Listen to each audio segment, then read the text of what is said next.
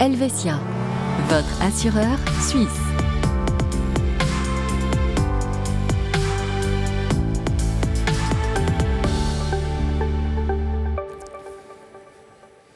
Bonsoir à tous, ravi de vous retrouver pour ce nouveau numéro de Conseil d'experts. La Suisse est un pays d'associations, clubs de foot, de gym ou de musique. On en compte pas moins de 100 000 dans le pays. Alors on va s'intéresser aux assurances qui sont dédiées spécifiquement aux associations avec notre expert Frédéric Gay. Bonsoir Frédéric. Bonsoir. Alors prenons le cas tout d'abord du local d'une association, un local de réunion. Comment est-ce qu'on est protégé, par exemple, en cas d'infraction dans ce local ? Alors, les associations, elles peuvent avoir une assurance chose, qu'on appelle aussi bien mobilier, et qui est analogue à l'assurance ménage privée, finalement. On va pouvoir assurer donc les installations, l'inventaire, le matériel, également le matériel de tiers qui aurait été prêté à l'association, par exemple. Et on va couvrir donc les risques de base, qu'on appelle de base, donc le vol, comme tu as dit, mais aussi l'incendie, dommages naturels et dégâts d'eau si nécessaire. Alors, on l'évoquait, le matériel dans ce local, et donc il est compris aussi dans l'assurance qui est évoquée, ou parce que des fois ce matériel propre à l'association peut coûter très cher. Oui.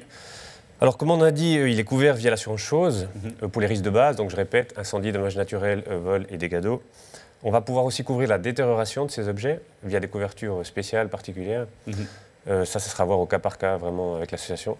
Et puis, c'est aussi très important que chaque membre ait sa propre RC privée, au cas où un membre causerait du dommage à du matériel de l'association.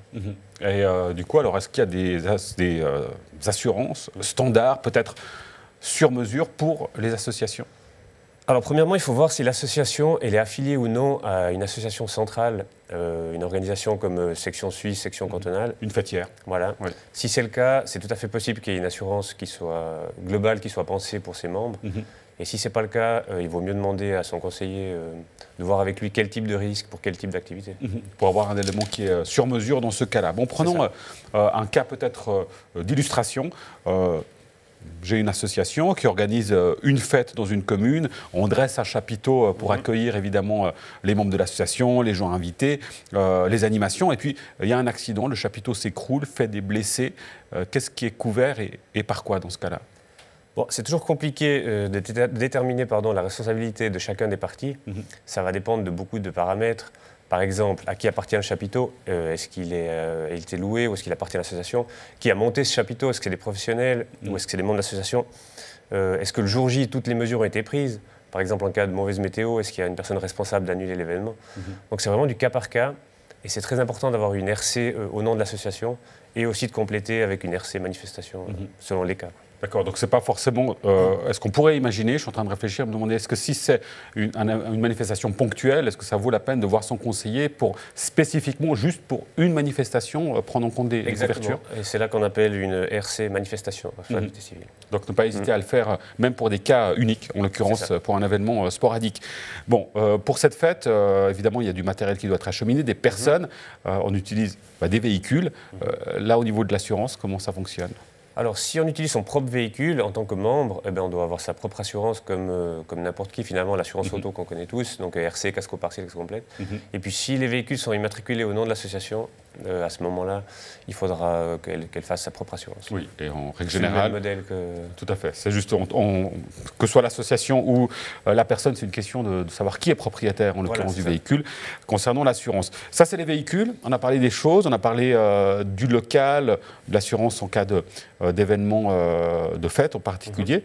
Bon, quid des personnes, maintenant? Par exemple, pour un club de foot, comment est assuré l'entraîneur? Pour un club de musique ou une chorale, peut-être le responsable justement de la chorale, et aussi les auxiliaires qu'on engagerait, qui ne sont peut-être pas membres de l'association pour une fête, par exemple.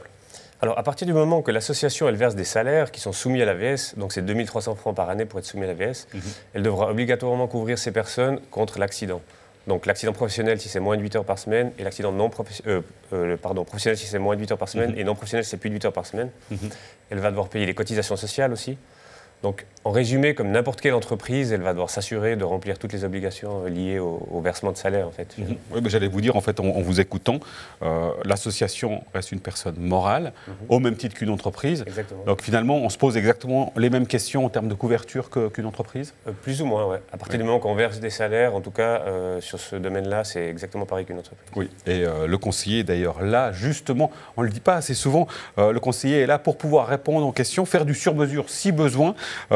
C'est important de le rappeler. Merci beaucoup, Frédéric Gay, pour vos explications sur les couvertures d'assurance en lien avec le monde des associations, un monde très important en Suisse. On le sait, je vous l'ai dit, c'est plus de 100 000 associations que compte notre pays. Merci donc, Frédéric, pour ces explications. Merci à vous pour votre fidélité. Vous le savez, on se retrouve très régulièrement et très prochainement pour un nouveau numéro. On évoquera d'autres sujets liés à la couverture d'assurance, des biens, des personnes, des choses, mais aussi concernant les entreprises. On l'évoquait à l'instant concernant le parallèle qu'on pouvait faire sur la question de l'engagement de salariés. Ça revient au même qu'on soit une association ou une entreprise dans ce cas-là. Allez, à très vite. Bonne suite de programme sur Canal 9. Ciao.